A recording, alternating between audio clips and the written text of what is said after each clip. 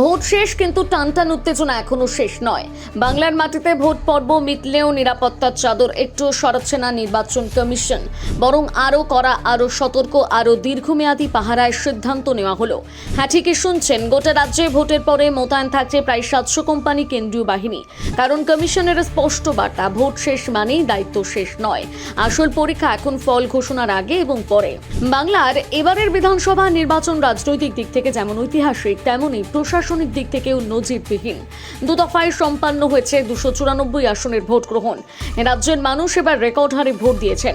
নির্বাচন কমিশনের প্রাথমিক হিসেব বলছে ভোটদানের হার 92% ওপরে পৌঁছে গিয়েছে, যা স্বাধীনতার পর পশ্চিমবঙ্গের নির্বাচনী ইতিহাসে অন্যতম সর্বোচ্চ। এই বিপুল অংশগ্রহণের পাশাপাশি আরেকটি বিষয় ছিল বিশেষভাবে নজরে। অতীতের তুলনায় বড়সড় রক্তক্ষয়ী সংঘর্ষ বা লাগাতার বুথ দখলের ঘটনা অনেকটাই কম। বুথে বুথে কেন্দ্রীয় বাহিনীর করা উপস্থিতি, সারাদিনের রুট মার্চ, ড্রোন, নজরদারি, স্পর্শকাতর এলাকায় বিশেষ ফ্ল্যাগ মার্চ, সব মিলিয়ে প্রশাসন চেষ্টা করেছে ভোটকে যতটা সম্ভব নিয়ন্ত্রণে রাখতে। আর সেই কৌশলে আপাতত সন্তুষ্ট কমিশন। কিন্তু প্রশ্ন উঠছে, যখন ভোট শান্তিতে মিটলেও তখন হঠাৎ ভোটের পরে কেন এত বিপুল বাহিনী রেখে দেওয়া হচ্ছে? আসলে নির্বাচন কমিশনের আশঙ্কা অন্য জায়গায়। বাংলার রাজনৈতিক সংস্কৃতিতে ভোট পরবর্তী হিংসে নতুন কিছু নয়। ফল ঘোষণার দিন কিংবা ফল বেরোনোর পর বিজয় মিছিল, প্রতিশোধ, দখলদারি, বিরোধী কর্মীদের ওপর হামলা, অতীতের বহু নির্বাচনে এমন অভিযোগ সামনে এসেছে। সেই তিক্ত অভিজ্ঞতা থেকে এবার আগে ভাগে রাশ টেনে ধরতে চাইছে কমিশন। কমিশনের এক শীর্ষ আধিকারিক জানিয়েছেন, মার্চ মাসে তৈরি করা নিরাপত্তা ব্লুপ্রিন্ট অনুযায়ী ভোট শেষ হওয়ার পরেও 700 কোম্পানি সিএপিএফ বা কেন্দ্রীয় সশস্ত্র পুলিশ বাহিনী বাংলায় থেকে যাবে। এই বাহিনীর মূল কাজ হবে স্পর্শকাতর এলাকায় টহল, রাজনৈতিক সংঘর্ষ রোখা, গণনার আগে বুথ ও স্ট্রং রুম নিরাপত্তা এবং ফল প্রকাশের পর আইন শৃঙ্খলা বজায় রাখা। নতুন নির্দেশ না আসা পর্যন্ত এই বাহিনী রাজ্য ছাড়বে না বলেই জানানো হয়েছে। শুধু তাই নয়, ভোট চলাকালীন মোট প্রায় 2400 কোম্পানি কেন্দ্রীয় বাহিনী নামানো হয়েছিল রাজ্যে।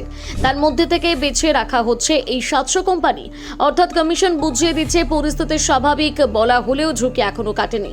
রাজ্যের একাধিক স্পর্শকাতর জেলা যেমন উত্তর 24 পরগনা, দক্ষিণ 24 পরগনা, হাওড়া, হুগলি, পূর্ব মেদিনীপুর, বীরভূম, মুর্শিদাবাদ, মালদা এবং কিছু শহরতলি অঞ্চল, এই সব জায়গায় বিশেষ নজর থাকবে বলে প্রশাসনিক সূত্রে খবর।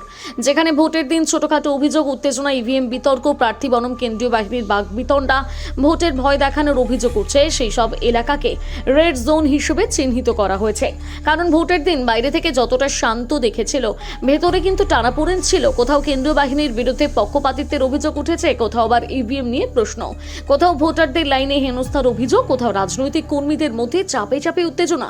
সব মিলিয়ে চাপা আগুন যে একেবারে নেভেনি সেটা কমিশন বুঝতে পেরেছে। বিশেষজ্ঞদের মতে বাংলায় নির্বাচন কেবল ভোটদানের দিনই সীমাবদ্ধ থাকে না, আসল চাপ শুরু হয় ভোটের ফল প্রকাশের 24 ঘন্টা আগে।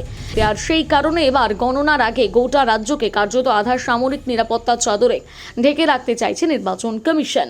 আরো ভালো ভালো খবর দেখতে সাবস্ক্রাইব করুন বাংলা হান্টের ইউটিউব চ্যানেল। বাংলা হান্টের আরো খবর দেখতে নজর রাখুন। বাংলা খবর মানেই বাংলা হান্ট।